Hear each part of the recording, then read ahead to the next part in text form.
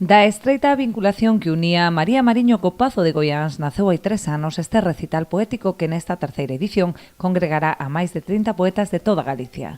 Fai 3 anos que comezou esta iniciativa e, fomos medrando pouquiño a pouco, poetas de toda Galicia. Empezamos sendo 14, o ano pasado fomos 22, este ano xa chegamos a 30.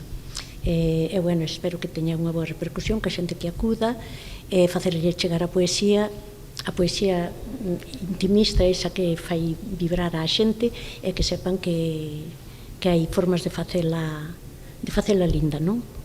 Terá lugar este domingo en 2 sesións, en Quendas de mañá e tarde. A 1:15 da tarde teremos unha xornada onde diferentes poetas nos recitarán de diferentes ámbitos na nosa contorna poemas intimistas e que nos farán ter unha xornada animada, e despois faremos un descanso ao mediodía e retomarase este recital ás 5:30 da tarde. Durante o acto vai haber actuacións musicais, unha vai a ser do dúo Minguante e a outra será de Elizabeth Lustres.